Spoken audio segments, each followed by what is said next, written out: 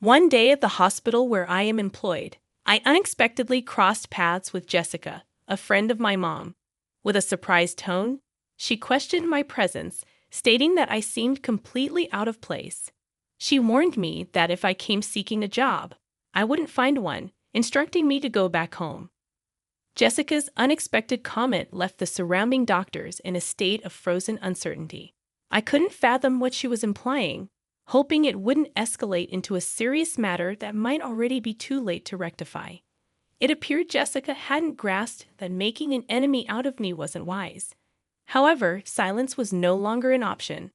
Addressing Jessica directly, I couldn't help but wonder if she was fearless or simply clueless. With a perplexed look, as if she didn't comprehend the meaning at all, she responded, "Ha. What are you talking about? Let me introduce myself. I am Emily, a 35-year-old mother with an active 7-year-old daughter and a mischievous 1-year-old son. My husband, John, is 2 years younger than me and works diligently as a nurse at the General Hospital, caring for patients. I had a job too, but after the birth of our second son, I am currently enjoying maternity leave. Our family recently moved from a cramped 2-bedroom apartment to a second-hand house, bought with a loan. Despite its age, the house has a charming appeal, with a spacious garden for the kids and a soothing view from the rooftop balcony. There's also a lush park nearby where our family spends weekends, turning it into our weekend paradise. The story of Jessica and me began when our daughters, of the same age, started playing together in the park. Jessica, a surgeon at the same hospital where John works, wore designer clothes, and her daughter followed suit in renowned brands. Excited by the coincidence, she expressed a desire to meet my husband, leading to a planned tea gathering at our house. However, upon Jessica's arrival, she displayed blatant rudeness, appraising our belongings and questioning the history of our house. Her impertinent remarks continued during tea, questioning John's choice of being a nurse and suggesting financial instability. Each word cut deep, leaving us at a loss for words. After she left, I apologized sincerely to John for the uncomfortable experience. Concerned, I contemplated keeping some distance from Jessica in the future. John reassured me with a warm smile, suggesting that while it's good to make connections with neighborhood moms, it might be best not to get too involved with Jessica. As time passed, our family experienced new changes. After giving birth to our second son and celebrating his first birthday, I contemplated returning to work. With John's parents providing support with the kids, I found myself with some spare time at the hospital where my husband works, enjoying a hot coffee at the hospital cafe. I'd heard a familiar voice from behind. It was Jessica. "Oh my, isn't that Emily? It's been such a long time." "Hello, Jessica. How have you been?" "Good. What brings you here today? Are you here to see John?" I inquired. "Yes, just some errands. Maybe a job interview or something. It must be tough on just John's income, right?" Her words dripped with sarcasm, and she grinned smugly. Wanting to avoid a troublesome conversation, I responded lightly, "Well, something like that." However, Jessica continued probing with a searching gaze. "This hospital has various stores, right? So where are you working part-time? At the convenience store? Or maybe the restaurant?" After a brief silence, I curtly replied, "Sorry, it's about time for my appointment." I left the cave quickly, moving swiftly through the hospital. I took the elevator to the top floor, heading to the director's office for an important job consultation. After about an hour of discussion, I made my way to the large auditorium of the university for my next appointment. There was an important announcement from the director scheduled that afternoon, with all the hospital staff gathered. On the way to the auditorium, I ran into John. "Oh, John, that's great. After the director's talk, let's go for lunch together," I suggested. "Sounds good. It's a bit of a walk, but how about pasta?" he offered with a smile. "The pasta place behind the hospital sounds good. I haven't been there in a long time. I'm actually looking forward to it." I agree happily. Lunch with my husband at the hospital was a rare treat. In the hallway to the auditorium, I ran into several doctors, engaging in brief conversations while exchanging greetings. John moved ahead quickly, and I followed at a leisurely pace toward the passageway leading to the auditorium. Along the way, I happened to meet some colleague doctors.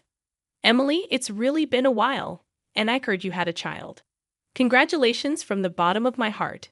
Warm words of congratulations were exchanged. Another doctor joined in. Emily, you were such a big help here. We've been in quite a stir since you left, he said with a laugh, hinting at the struggles. Then, another one asked with interest, is your return imminent? Despite such inquiries, the reunion was comforting, filled with nostalgia and relief to see my colleagues well. But the atmosphere quickly changed. Jessica suddenly appeared and asked curiously, Emily, why are you here? Are you heading to the auditorium by any chance? Yes, that's right. I have some business.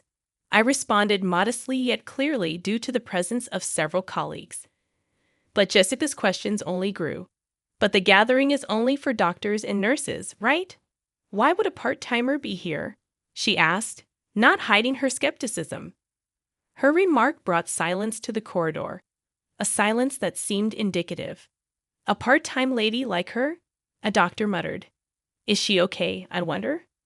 Another doctor murmured worriedly, not wanting to be involved in unnecessary commotion. I tried to weather Jessica's words. However, it seemed to only incite Jessica. Why are you ignoring me?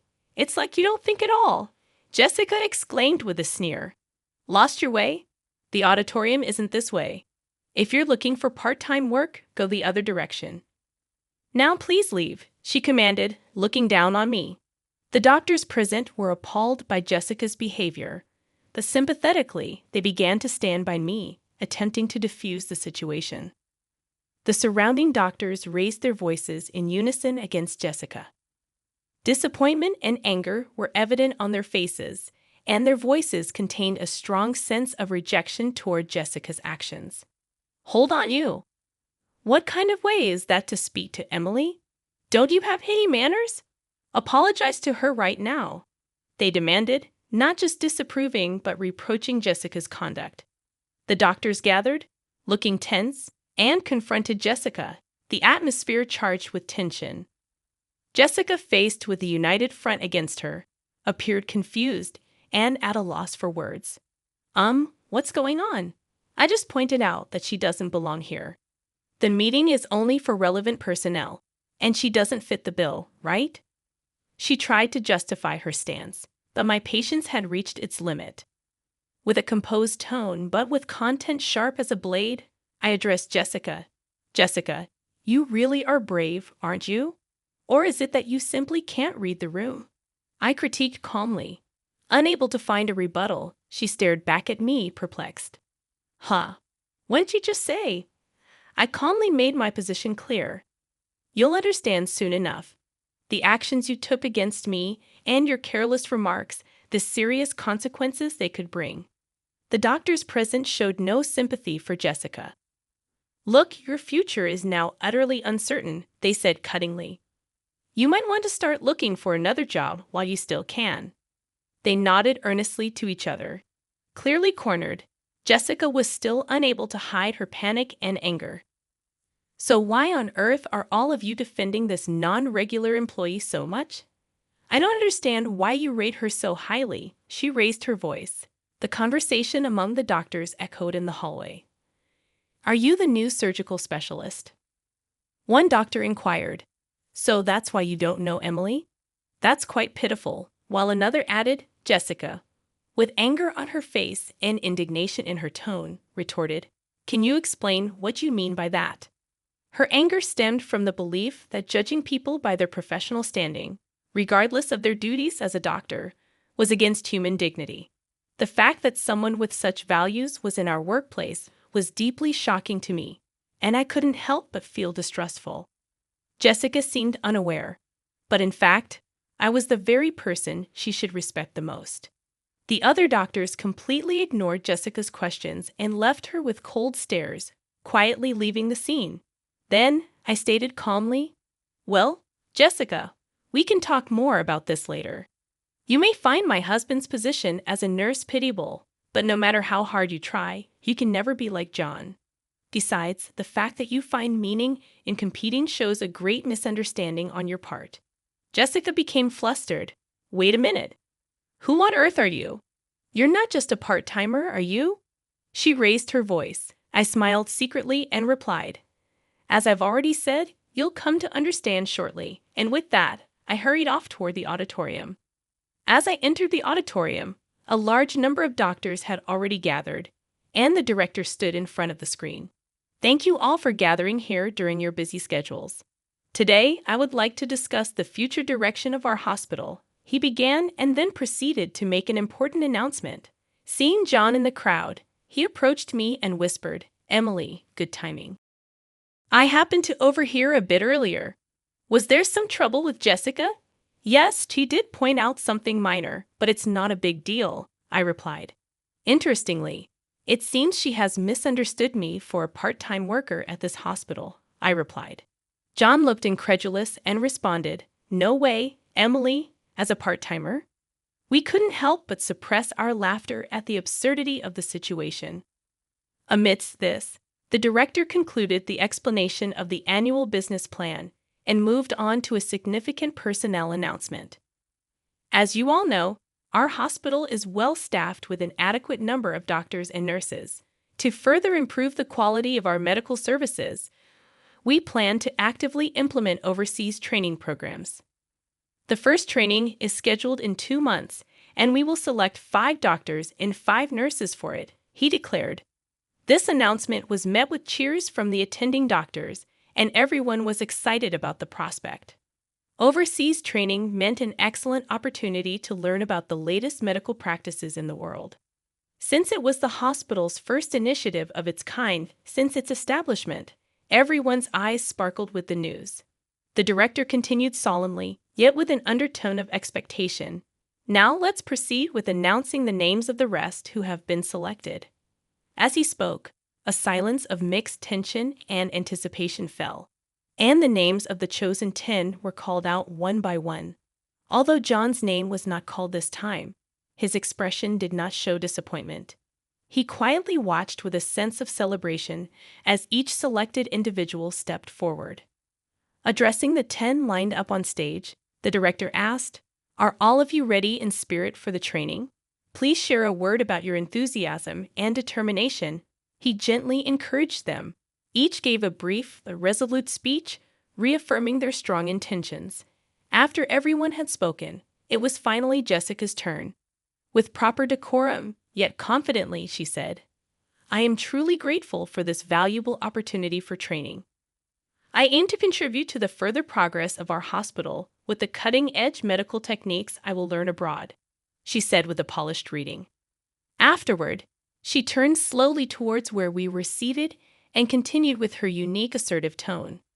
However, this hospital has inexperienced nurses who continue to fail the national exam and impudent individuals who attempt to attend medical conferences despite being non-regular staff. I intend to improve and transform all these aspects. Jessica's provocative declaration changed the atmosphere of the venue, and the looks directed at her turned icy. Her words highlighted the hospital's tensions and how dangerous youthful overconfidence can be, especially the director's sharp gaze seemed to freeze the room, adding significant weight to the situation. The director, maintaining his composure, asked, Jessica, that was about those 2 sitting there, wasn't it? His smile was calm yet did not reach his eyes. You said there were unsuitable people mingled in here, right? Confidently nodding, she answered, Yes, exactly. There are those unfit for this noble assembly, she answered with conviction, remaining composed. The director responded, Street Emily, could you come forward, please? With this unexpected invitation, I, who had been merely an observer, suddenly found myself at the center of attention. Confused and starting to lose her confidence, Jessica questioned, Why? Why are you calling her name?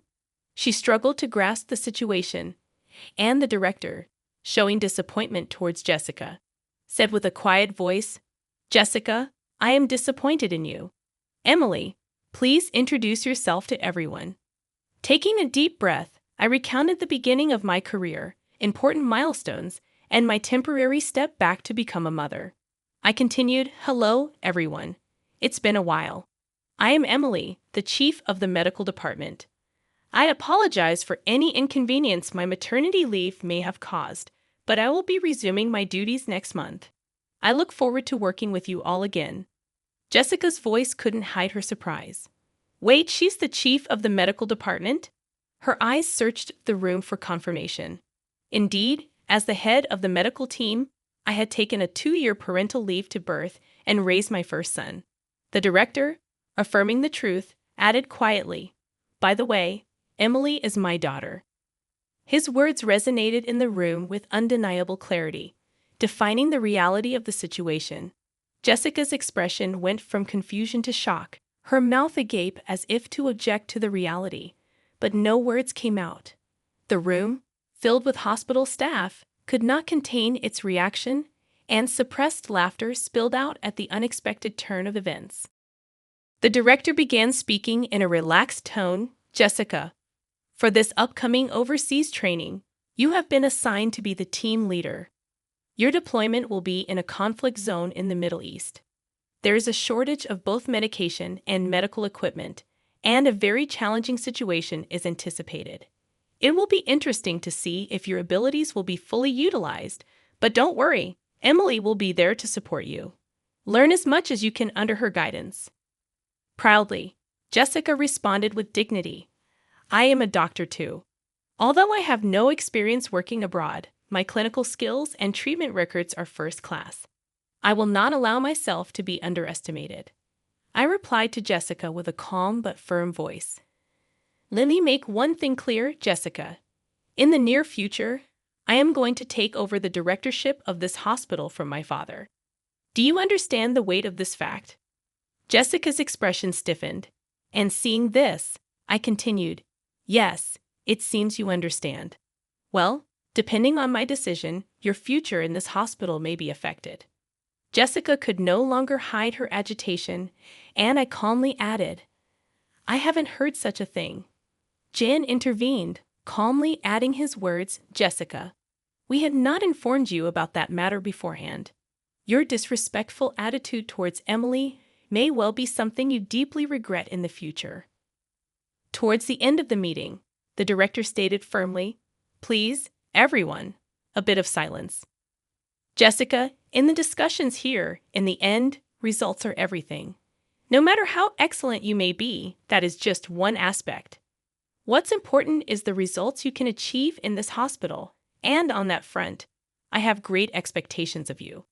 Jessica fell silent at the director's words, bowed her head, and nodded without saying anything.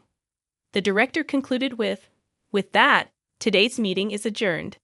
As his words ended, everyone in the auditorium stood up and returned to their respective places. Stepping out of the director's office leisurely, I casually said, "Shall we go for lunch? I've got a craving for pasta today." Side by side with John, I started walking towards our favorite pasta place in the backyard, leaving the hospital building behind. As we were about to pass the small smoking area set up behind the hospital, I spotted Jessica, who appeared to be deep in thought, taking a drag of her cigarette.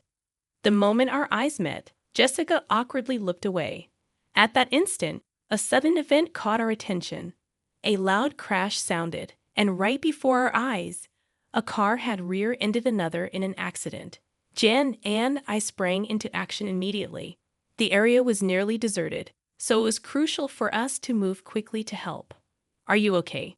John called out with concern and quickly checked on the people involved in the accident.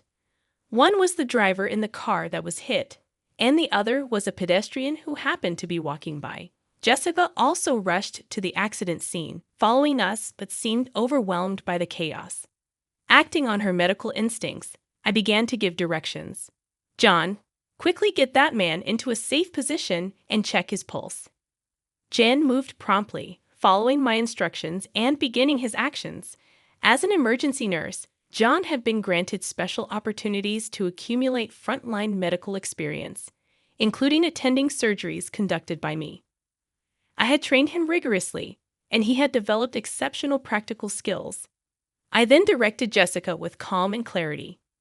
Jessica, check if that elderly person is bleeding and assess their level of consciousness. However, Jessica seemed paralyzed by the seriousness of the situation, standing still without moving.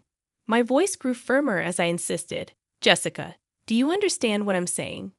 Please respond quickly. Her voice had a hint of tension as Jessica replied, yes. What should I do? Her panic was evident, and instead of helping, it seemed to add to the confusion at the scene. I rebuked Jessica firmly yet patiently. Don't you know what to do in an emergency? I doubt you're even a surgeon. Jessica responded with an attitude that could be perceived as anger, saying, That's not true. There's nothing I can't do. However, her actions, though active, clearly lacked effective measures, and she was just bustling about the scene. I then looked to John. John, could you measure that elderly person's blood pressure and make sure there's no bleeding? I gave the orders with composure. John promptly replied, Understood, and began to prepare for controlling the situation. The accident scene began to regain some order with a swift response from me and Jan. John spoke to Jessica with an unusual sternness. Jessica, come over here and help, he directed. Jessica complained. What do you mean? A nurse asking for such a thing? But John cut her off. This is no place for someone who can't do anything. If you're not going to be of help in this critical moment where lives are at stake, please step back, he said decisively.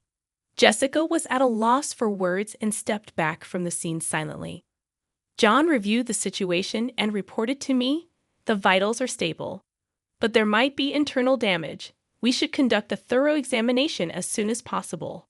As professionals, they demonstrated readiness to collaborate with other medical staff around them, doing their best for the patients.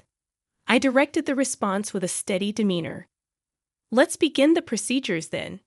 The driver over there seems to be disoriented, but I don't see any serious symptoms. Let's move him out of here. I then turned to Jessica.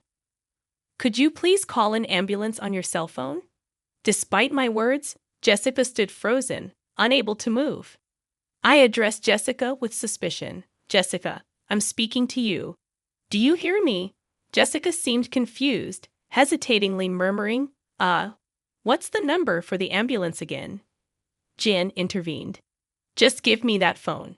He stepped in and took over, arranging for the ambulance. About 5 minutes later, police and fire department personnel arrived, and the once chaotic accident scene started to be sorted out gradually. People gathered, including doctors, department heads, medical students, and even professors. But without being disturbed by this, I spoke to Jessica with calm and stern emphasis on the gravity of the situation. To be frank, Jessica, your actions earlier were more of a hindrance than a help. What exactly can you say you've accomplished? I posed the direct question. Jessica was silent, unable to answer. In the medical field, every minute, every second can determine the outcome. This is not a place to protect your ego. Jessica's voice was barely audible as she apologized, I'm sorry. The crowd at the accident scene quietly observed their exchange, and the director himself was also present. Jessica just seemed out of place and embarrassed. I continued, addressing Jessica. You've looked down on Jan as just a nurse, but the fact is your positions are different. There's no meaning in comparing you and John. He is one of the most competent nurses in this hospital. Can't you see now how powerless and insufficient your actions were in this situation? I confronted Jessica with the truth. Jessica retorted somewhat stubbornly. If I had more experience in emergency situations, I could handle it perfectly well. But John sensed the uncertainty behind her words and calmly exposed her vanity. You're always driven by a desire to have your accomplishments recognized.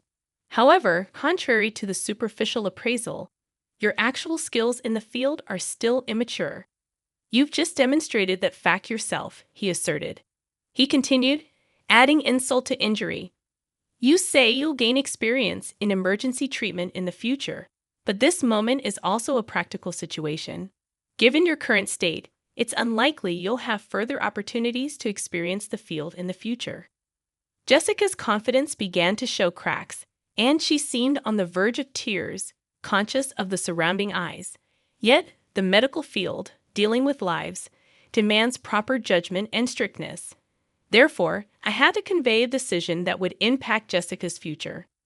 Jessica, I regret to say this, but your name will be removed from the Overseas Training Program candidate list, I declared. Jessica was taken aback. I looked to the director for confirmation. Father, this decision is acceptable, correct? The director nodded deeply. No problem. This incident has given me a clear understanding of her. We have always selected trainees based on their grades, but it may be necessary to reconsider our selection system in light of this. His quiet but firm response marked a moment that signified a complete defeat for Jessica. With a calm but resolute voice, I advised Jessica, it's important for you to relearn from the basics. Only then will you have the right to compete at the same level as John. Also, take to heart the dangers of judging a person's worth by their appearance. While I considered letting you go from the workplace, I have decided to give you one more chance, the last chance. Make the most of this opportunity and show us your full effort. I advised Jessica, sternly yet justly. Afterward, they quietly left the scene, but the looks from the doctors around Jessica were cold, filled with disappointment and disapproval. Their evaluation of her future was seemingly already set. Weeks passed, and the long-awaited departure day for the overseas training arrived. Jen and I headed to the airport, excited to acquire new knowledge and experience. As for Jessica, I had heard that she resigned from the hospital just a month after the incident. She couldn't endure the cold stares of those around her and ultimately chose to prioritize her pride. Personally, I thought that it was for the best. A doctor who puts pride at the forefront doesn't deserve to hold patients' lives in their hands, and no one would want to entrust their life to such a person. On the way to the airport, I spoke to John with words filled with hope. John, let's use our abilities to turn this hospital into one of the most renowned places in the world. Jen, sharing that passion and reaffirming his determination, replied, That's right. I need to work even harder and obtain my medical license as soon as possible. And so I quietly vowed to myself once more my unwavering resolve as a doctor to fulfill my duties.